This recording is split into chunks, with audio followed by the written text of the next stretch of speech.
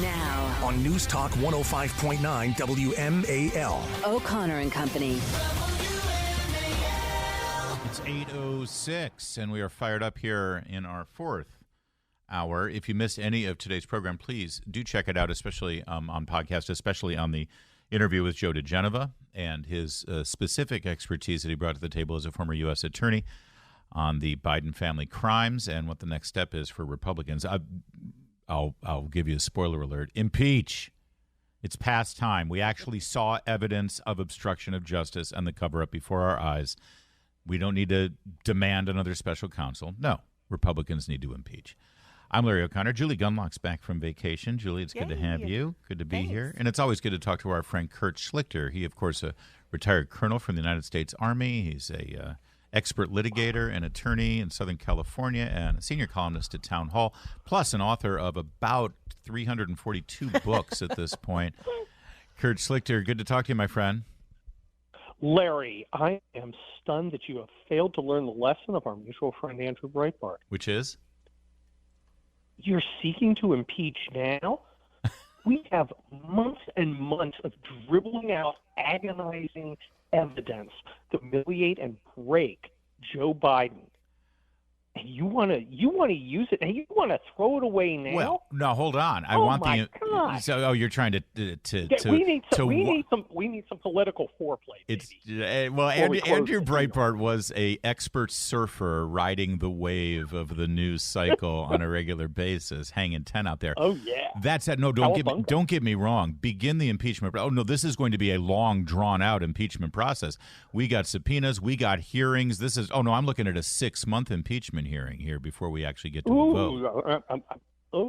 I'm getting tingles, and I'm writing about this in Town Hall on Thursday. Oh, good. So you're definitely Chris Matthews in my leg. So you agree with everyone else that this was because the Republicans that we have to deal with sometimes in our social media time where they cannot see any upside. Everything is doom and gloom. They're Eeyore Republicans. And they were like, well, there you go. They're going to get away with it. They're going to get away with it. You agree? This was a complete and total miscalculation. It was so blatant and transparent, right? Yeah. Look, the problem with the Republicans is a lot of them are Republicans. That's fair. And it's just, they're just inept losers. They're the... Yeah, I hear what you're saying, but we didn't have Mitt Romney and Susan Collins, stepping out on Saturday saying, well, this is good. Now the judicial system is running its course, and we just need to get out of the way and let that. In fact, this is the closest thing we had to this. This was Vice President Mike Pence, sadly. Here's what he had to say about it. Well, I think it's about time. Look, the American people deserve to know what Hunter Biden and the Biden family were up to. It's about time. It sounds like he thinks, yes, David Weiss is the right man for the right job. I mean, he was the only one who was sort of not getting it. Well, he's on. Mike Pence is on the cutting edge of 2005. Yeah, exactly. He's very disappointed in us for the last 18 years. And how we failed to understand that our most important role is generating giant tax cuts for the corporations that hate us. Yeah. So I'm still trying to figure out why he's running. I'm interested in your thoughts on the Democrats who've been kind of quiet, except for Dan Goldman, who seems to be trotted out every time there's... And who should be quiet. Who's such an idiot. This is the guy I love to have as the witness for the other side. He gets up there. Well, yes, he got on the phone and talked to them, but whose dad doesn't get on the business call? And talk about the weather. Guys, right? I'm like, keep talking, Mr. Goldman, please. But he even... Speak up for the jury.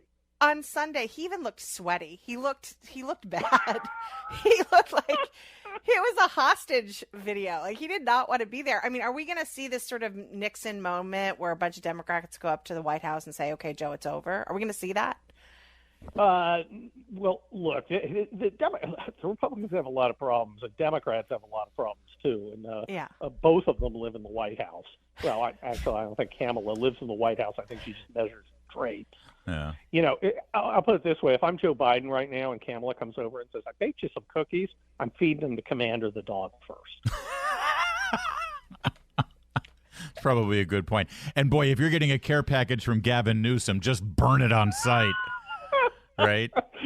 Some screw-top California wine. Enjoy. Straight from French Laundry. All right, so you see this. Ghetto hairstyle.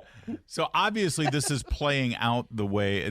So we're on the same page here. And by the way, we're not the only ones. I mean, from Kevin McCarthy to Steve Scalise to the chairmen of all the committees, to even, oh my gosh, I don't know if you've heard this one, even this guy. This was a political decision, not a legal decision. They're trying to put out a fire, and they just poured gasoline on it. That's Lindsey Graham, and he gets it. So this is moving forward. You mean Donald Trump's #1 advisor? Oh, see, now here we go. You are to be fair, Kurt is all in on Ron DeSantis. Yes. Which brings us to your column today. My brilliant column. Is it brilliant? I'll be honest, I haven't read it yet because, it all just sort of blends together. The headline is, Can Ron DeSantis Win? So, I mean, because we are hearing this narrative quite a bit, that it's basically over. The polls aren't looking good for Ron DeSantis.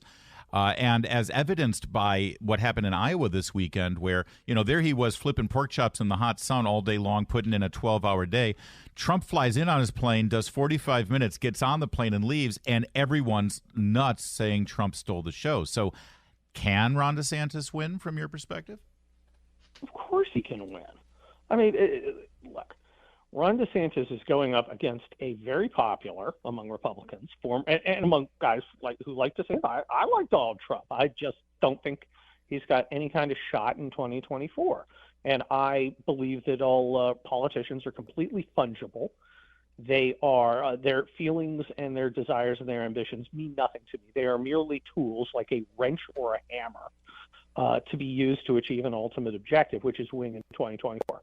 If I thought Donald Trump was the guy who could win, I'd support him. He clearly can't because 53% of Americans, I believe irrationally, hate him and will never vote for him. Ron DeSantis has no choice but to run the kind of election he's running against Donald Trump. But don't mistake Donald Trump being ahead of a pack of 8 or 9 other people as being some sort of success. This is a very popular former president who can barely break 50% of his own party. Okay, that's not something to celebrate. And if you're on Twitter all the time and you're, reading Chubby and Trumpy MAGA 69 and his podcast, you're probably not going to get the straight deal. Instead, you'll get a bunch of memes where Donald Trump has his shirt off and he's ripped. Didn't you? And it's weird. Didn't you grant that podcast an exclusive interview a couple years ago when you were selling your book? I mean, yes, please. I'm sure I've done them several. Yeah, exactly. You're one to talk. All right, you're going to the opening of an envelope if it means you can sell your book. All right, stay there. Right. I got. And the new one is Inferno. So yes. Pre-order the brand new book Inferno in the Kelly Turnbull series for Kurt Schlichter. Kurt, because he needs a new BMW. Kurt, can you stay there? Because I want to. The debate's coming up. We're doing our best to do some really high-end previews of the debate on Wednesday. Whether Donald Trump shows up or not, I would like your considering your examination of where things stand right now, and that you believe Trump is vulnerable. I want to hear your expertise as to how the candidate should approach this debate. So stay there. So Kurt Schlichter continues with us, senior columnist at Town Hall. Today's column, Can Ron DeSantis Win? But let me just say, because you just made the case that you don't think Trump can win a general election, as you put it, 53% of American people. I mean, you agree it's unfounded, but they hate Trump. I get that. Can't deny that. However, by the time we get to the general election, Biden is not going to, probably just as many people hate Joe Biden. It's one of those, and he's going to have a cloud of huge criminal allegations hanging over him, if not an impeachment as well. So when you get to the general, if you've got two unlikable candidates, doesn't that cancel itself out? And what you end up getting is the winner will be the person with the most passionate, hardcore voters, and you can't deny that that's Trump right now. Well, the thing is, they hate Trump more. And how do I know that? Because they elected this desiccated old dust puppet in 2020.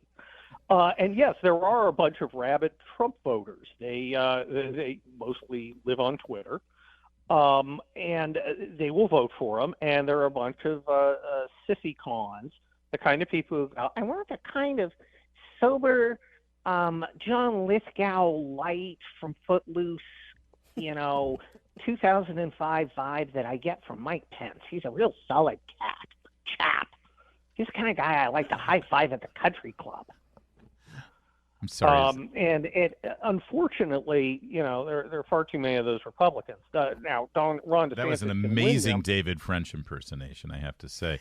It was a little base for David. As we roll into the debate next Wednesday, we're 10 days away from this debate. But how do these guys? First of all, if Trump's not there, what's your advice? How do they handle that? It's everybody against DeSantis, and DeSantis just needs to go scorched earth on these guys. Hey, Nikki Haley. Hey, Jeb in a skirt. I'm tired. I'm not sending my kids off to fight your freaking wars. Mike Pence, there's a church over there. Move out. Get over there. If you want to preach, go to the pulpit. And you, Tim Scott, you spineless sissy. Is there any liberal whining you won't roll over? Hold on. For? So your advice to Ron DeSantis, your advice to Ron DeSantis is to play the part of Donald Trump at the debate. I mean, forgive me, Kurt, but as a Republican, I would like to have a party left after 2024. Well, I'm not sure if accurately pointing out their failures is doing Donald Trump. I mean, if he gets up there and goes, hey, David Burgum or Doug Burgum or whatever Burgum you are from East Dakota, your dad killed Kennedy. That's Donald Trump. I'd almost forgotten about that one. I know, right? That was a classic. All right. So listen, the other thing that could happen here is that Biden doesn't make it. The compromise might be here is that he gets to stay on for president, but he announces he will not be running for re-election, which I think Democrats real possibility. Democrats would take that deal. So now your illustrious governor there in the Golden State, Gavin Newsom, he gets to lick his fangs and get ready for this. What should we know about him? Because that is the move, right? It's not like they're going to say, please, Kamala, come be our nominee. They're going to skip right over her and go right to Newsom. Yeah, it's not exactly Godzilla versus King Kong. It's more like Godzilla versus Rodan. She's definitely a second-tier kaiju in the political monsterarium. Mothra, even. Yes. No, Mothra is cool. Plus, they have that little song. No, she's definitely an appendix in the Monster Manual. That's for you Dungeons and Dragons fans out there. I'm a Dungeons and Dragons fan. But set that aside. What is Gavin Newsom maneuvering? Or actually, let me rephrase the question. Who's the first Democrat to throw Biden under the bus? Because there will be one. It's happening. It's going to happen. Who will it be? Oh, that's a great question. I haven't thought of that. But will it be one of the squad? That's what I was thinking. Maybe it'll be Big Chief Elizabeth Warren. She speaketh with forked tongue. Could be Bernie. I don't know. Bernie's busy moving between his houses. That's true. He's got way too much. He's got to. AOC. I see AOC. You think AOC? Yeah. Could be the squad. Who's the bald one who looks like Yul Brynner? Presley. That would Presley. That would be Congresswoman Ayanna Presley of Massachusetts, which we have to. Yeah, she's part of the brain trust. She's the one Mazie Hirono goes, God, I want gone. And on that note, Kurt Schlichter, yes, Inferno, the 8th book in the Kelly Turnbull series? No, that's the 7th. Oh, the 8th is Overlord, and that's coming out in about 2 months. Oh, that's right. Well, I knew the 8th one was coming out. Inferno's available now. Overlord comes out in 2 months. Larry O'Connor may, and maybe Julie Gunlock may make a appearance in Overlord. Oh, man. He's shown up in some of the other books. It's true. And to my great peril, actually, because honestly, the people who love your books. Making you a star, baby. Well, but that crowd on Twitter who like your books are a little disturbing sometimes. Honestly. Oh, you mean the hundreds of thousands of people? Those are the ones. Holy cow. Dude, I sell so many of They're those. all Russian bots. Thank you Andrew Breitbart, for inspiring me to make conservative culture. Amen to that. Kurt Schlichter, thank you, my friend. Always good to talk to you. I got to be honest. You're better at 5 a.m. your time than you are at 5 a.m. our time. Yeah. No, I didn't. God, I'm amazing. I'm amazing whenever. 24/7 rock and roll. Everybody go read my town hall column. It'll change your life. It is 8:23. Coming up, you're never going to believe which political party is willing to use violent force to get their candidate in the White House next year. Next. 8:36 now. It's O'Connor and Company. In 30 minutes, it's the Chris Plant Show. But in the meantime, Julie Gunlock and I have a lot more to get done with, to do, to complete. To talk about. Done with all this. So it's that The Guardian has the write-up, but this is actually on American politics, and it draws off of a survey and analysis done by a University of Chicago political analyst. The headline is Anger and Radicalization. Rising number of Americans say political violence is justified. And the picture, of course, is of Donald Trump and at a Trump podium, right? So, of course, the message sent here is, oh, those Trump people want to use political violence to get him in the White House, right? And you'd be, it would be fair to take that as your impression that this is what this analysis tells you. Yeah, you'd think. And on Face the Nation, they actually, Margaret Brennan had Robert Pape, who is the political science professor from the University of Chicago who conducted this, on to discuss it. And I want you to listen to this entire segment, but very keenly listen to the findings of the report that Margaret Brennan lays out right at the beginning. Listen now. In looking at some of the research you shared with us, one of the things that stood out, you are seeing this radicalization on both sides of the political spectrum. 30 million people, according to your numbers, think the use of force is justified to prevent Donald Trump from being president. What? 18 million think it's justified to restore Trump to the presidency. All right, so let me say it the way to give it its full impact. While there are 18 million people, according to this survey, who believe that it is justified to use violence to restore Trump to the White House, twice as many on the left believe that it is justified to use physical violence and force to prevent Trump from being in the White House. That's not a both sides situation. Right. That means one side of the political equation is twice as likely to say that we should use violence, right? Yes. Now listen to how the segment continues. Exactly. What we're seeing is not simply a manifestation on the right. That is absolutely important. And there's no doubt that January 6th, the crowd that sieged the Capitol, is something that has not happened on the left. So I'm not trying to draw that equivalence. Oh, although you could draw the equivalence to all of the Antifa riots on Inauguration Day. They tried to enter the White House. Yeah, okay? I was going to say. And then the George Floyd riots and the BLM and the pushing at Lafayette Square and trying to get to Trump in the White House. And we always forget about that. Yes, exactly. But yeah, no, he needs to contort himself into pretzels to equivocate this. Of course. But they're not losing, and they continue. I'm going to let him go because they continue to make it sound like this is a problem on both sides. Right. No, it's twice as bad. Yes. Literally twice as bad on the left. But nonetheless, what we need to look at are the sentiments on both the right and the left that are being radicalized to millions and millions of Americans. And this is important because these sentiments are a bit like understanding wildfires, the first part of your show. It's the dry kindling that is so important that we can measure in advance. We can't measure political scientists like myself or meteorologists a campfire that could set off that kindling or power lines that could set off that kindling. What we can actually measure and see whether it's growing, shrinking, are the sentiments for political violence in the country. And those are growing. And it's important not because every one of those people is going to commit political violence, but because it helps to legitimate political violence. And it is the pool. There you go. So this is called the Dangers to Democracy Survey.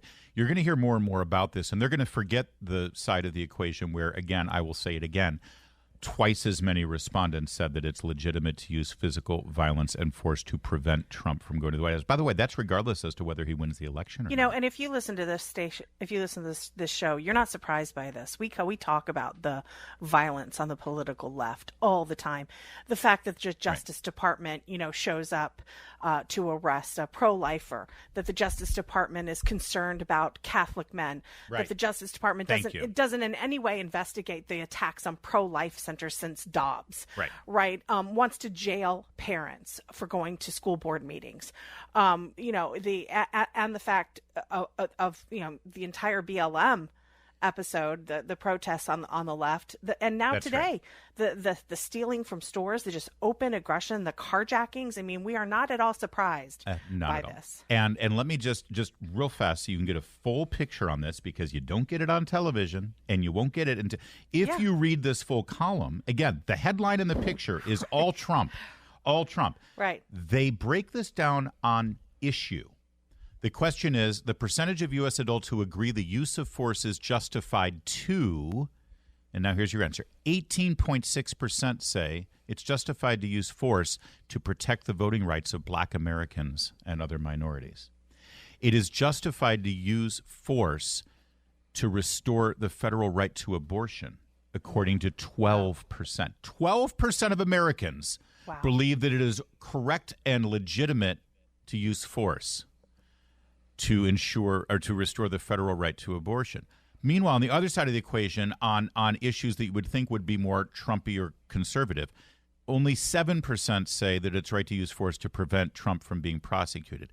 8.5% say to preserve the rights of whites, whatever that means. 9% say to prevent the teaching of CRT in schools. And that's weird. I mean, listen, I don't like the fact that 9% of Americans think it's okay to use force to prevent CRT in schools. And you know how I feel about CRT in schools. Guess what? I don't think it's correct to use force to prevent anything other than someone else being harmed or murdered. But 9% say that it's okay to use force to prevent the teaching of CRT in schools. Literally twice as many, 18%, say that it's okay to use force to, quote, protect the voting rights of Black Americans. And just so you know, they think protecting voting rights for Black Americans is to do away with voter ID. Yeah. That's how. So if you want voter ID, it is appropriate to use force to prevent you know what they say? They say because it's hard to get an ID. Right. You interview Black people on the streets, and they're like, it is not hard to get an ID. Where are they getting these ideas? No, but when you propose photo ID for voting, they say you're violating the voting rights of Black Americans. And 18.5% of Americans say it's okay to use force to prevent that. That's the reality of these numbers. But get ready, because this is going to be a major thing, because they don't have the economy, they don't have national security, they don't have good feelings in this country, they have a terrible candidate who is now under the cloud of suspicion. They're going to say, ignore all of that. We need to defeat Donald Trump and the Republicans to protect our democracy. And don't forget, there are people, and Larry, there are people on the right, there are never Trumpers who repeat that stuff. They identify themselves as conservative, like David French, Jonah Goldberg, who say, I'm a conservative, and they will repeat these numbers. They believe this. Because some things are more important than the issues, protecting our democracy. And these are the people who think it's okay to use force.